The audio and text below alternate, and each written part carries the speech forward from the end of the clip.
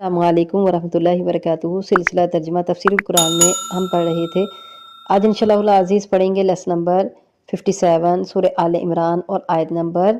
86۔ اعوذ باللہ من الشیطان الرجیم، بسم اللہ الرحمن الرحیم۔ کیف کیسے، یہد اللہ ہدایت دے گا اللہ تعالیٰ، قومن اس قوم کو، کفروا جنہوں نے کفر کیا، بعد ایمانہم اپنے ایمان لانے کے بعد، وشہدوا اور انہوں نے گواہی دی یا شہادت دی، ان الرسول یہ کہ رسول حق سچا ہے، وجاءہم اور آئی ان کے پاس البینات واضح دلیلیں، واللہ اور اللہ تعالیٰ لا یہدی نہیں ہدایت دیتا القوم الظالمین ظالموں کی قوم کو۔ آیت نمبر 87 ہے۔ اولئک یہی لوگ، جزاؤہم ان کا بدلہ ہے، ان علیہم یہ کہ ان پر لعنت اللہ اللہ کی لعنت ہے، والملائکتی اور فرشتوں کی، والناسی اور لوگوں کی، اجمعین سب کی۔ آیت نمبر 88 ہے۔ خالدین ہمیشہ رہنے والے ہیں، فیہا اس میں، لا یخفف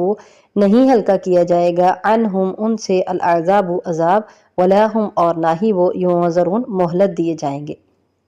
آیت نمبر 89۔ الا الذین مگر وہ لوگ جنہوں نے تابوا توبہ کی، من بعد ذالک اس کے بعد، واصلحوا اور انہوں نے اصلاح کر لی، فإن اللہ تو بے شک اللہ تعالیٰ، غفور الرحیم نہایت بخشنے والا اور نہایت رحم کرنے والا ہے۔ آیت نمبر 90۔ ان الذین بے شک وہ لوگ جنہوں نے کفروا کفر کیا، بعد ایمانہم اپنے ایمان لانے کے بعد، ثم ازدادوا پھر زیادہ ہو گئے وہ، کفرن کفر میں، لن تقبل ہرگز نہیں قبول کی جائے گی، توبتہم ان کی توبہ، واولئک اور یہی لوگ، ہم الضالون وہی گمراہ ہیں ہوگا۔ آیت نمبر 86 میں اللہ تعالیٰ ارشاد فرماتے ہیں، کیف یہدی اللہ قوما کفروا بعد ایمانہم کیسے ہدایت دے گا اللہ تعالیٰ اس قوم کو جنہوں نے کفر کیا اپنے ایمانوں کے بعد، وشہدوا اور انہوں نے گواہی دی، ان الرسول حق وجاءہم البینات یہ کہ رسول حق سچا ہے حق ہے، اور آ گئی ان کے پاس واضح نشانیاں، واضح دلیلیں بھی آ گئی۔ تو پیچھے چونکہ مخاطب یہود و نصارہ تھے، تو یہود و نصارہ کو یہاں بھی مخاطب کیا گیا کہ اللہ نے ان کو ہدایت دے دی، ان کو پتہ چل گیا اس بات کا کہ نبی کریم صلی اللہ علیہ وسلم برحق نبی ہیں، انہوں نے اس بات کا اقرار بھی کیا، اور جیسا کہ ہم نے پیچھے پڑھا تھا سورہ بقرہ میں کہ وَكَانُوا مِن قَبْلُ يَسْتَفْتِحُونَ عَلَى الَّذِينَ كَفَرُوا اور تھے وہ اس سے پہلے فتح طلب کرتے ان لوگوں پر جنہوں نے کفر کیا، فَلَمَّا جَاءَهُم مَا عَرَفُوا كَفَرُوا بِهِ فَلَعْنَةُ اللَّهِ عَلَى الْكَافِرِينَ پھر جب آ گیا ان کے پاس وہ جس کو انہوں نے پہچان لیا تو انہوں نے کفر کیا اس کے ساتھ، تو لعنت ہے اللہ تعالیٰ کی کافروں پر۔ تو ان یہود و نصارہ کو ان کی کتابوں میں اللہ تعالیٰ نے اس بات کی خبر دے دی تھی، اور انہوں نے پہچان بھی لیا تھا، اور اس سے پہلے وہ دعائیں بھی کرتے تھے کہ اللہ کب اس رسول کو بھیجے گا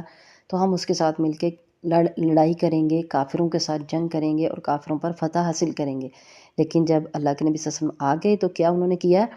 کفروا بعد ایمانہم پہلے تو ایمان لا چکے تھے کہ وہ آخری پیغمبر آئے گا تو ہم اس پر ایمان لائیں گے، لیکن بعد میں اپنی ضد عناد کی وجہ سے اور اپنی ہٹ دھرمی کی وجہ سے انہوں نے کیا کفر کیا اپنے ایمان لانے کے بعد، وشہدوا ان رسول حق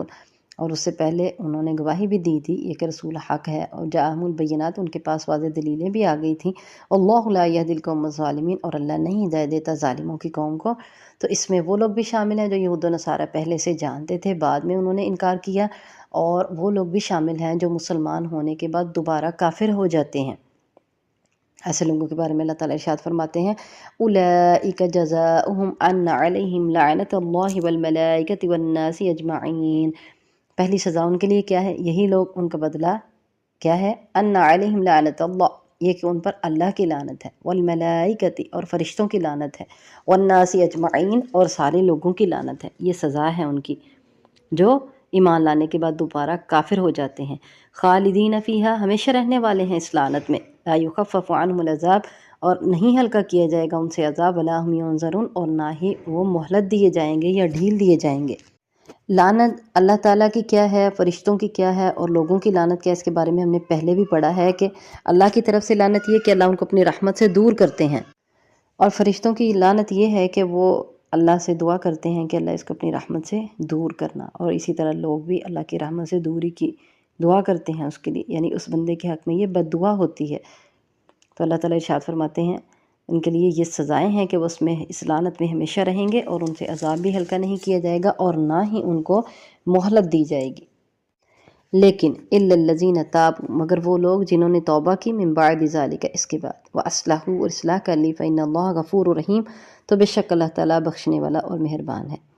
ابن عباس رضی اللہ تعالیٰ نے فرمایا کہ انصار میں سے ایک آدمی اسلام لانے کے بعد مرتد ہو گیا، یعنی اس نے اسلام کو چھوڑ دیا، اور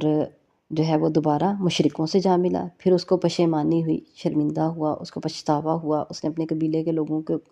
سے جو ہے وہ پیغام بھیجا کہ رسول اللہ صلی اللہ علیہ وسلم سے پوچھو اب کیا میری توبہ قبول ہوگی؟ تو اس پر یہ آیت نازل ہوئی، اور اس کے بھائی نے اسے یہ آیت بھیج دی، اس بندے نے توبہ کی، پکی توبہ، اور وہ دوبارہ مسلمان ہو گیا۔ تو جیسے ہم نے پیچھے بھی پڑھا تھا کہ ان کی توبہ کس طرح قبول ہوئی تھی، یہودیوں کی حضرت موسیٰ علیہ السلام کے دور میں، کہ انہوں نے ایک دوسرے کو قتل کیا تھا، لیکن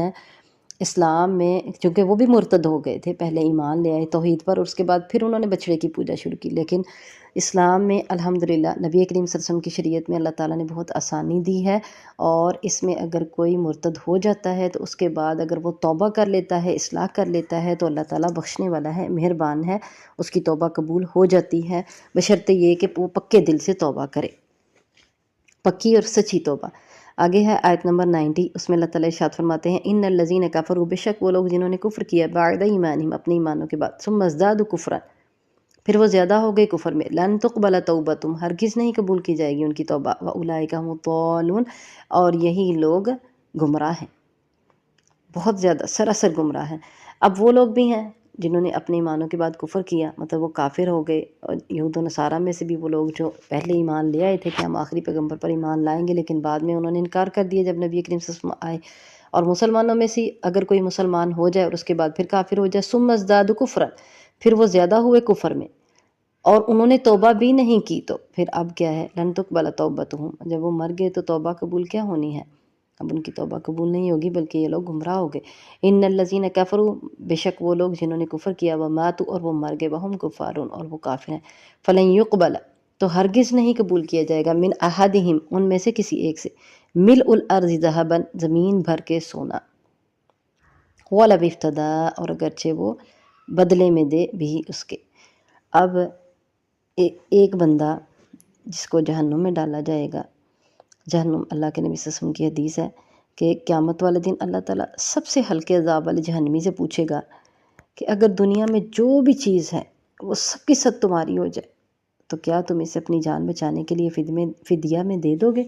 تو وہ کہے گا ہاں، تو اللہ تعالیٰ فرمائے گا کہ میں نے تم سے اس وقت جب تم آدم علیہ السلام کے ابھی پشت میں تھے، اس سے بھی بہت زیادہ آسان بات کا تقاضا کیا تھا، اور وہ کیا تھا کہ شرک نہ کرنا، شرک نہ کرنا، تو تمہیں دوزخ میں داخل نہیں کروں گا، لیکن تم نہ مانے اور تم شرک کرتے رہے، اور آج تم دوزخ میں داخل ہو گئے۔ تو بہرحال اس حدیث سے پتہ چلا کہ پھر کافر جو ہے وہ یہ تمنا کرے گا کہ زمین بھر کے سونا ہو اس کے پاس، اور وہ اللہ کو بدلے میں دے دے، لیکن اللہ اس کو قبول نہیں کرے گا، اور اس کو جہنم کی آگ سے نجات نہیں دے گا۔ کافر کو اللہ جہنم کی آگ سے، مشرک کو اللہ تعالیٰ جہنم کی آگ سے نجات نہیں دے گا۔ آگے اللہ تعالیٰ ارشاد فرماتے ہیں اولئک لہم عذاب علیم، یہی لوگ، ان کے لیے دردناک عذاب ہے، وما لہم من ناصرین، اور نہیں ہے ان کے لیے کوئی مددگار یا کوئی مدد کرنے والا۔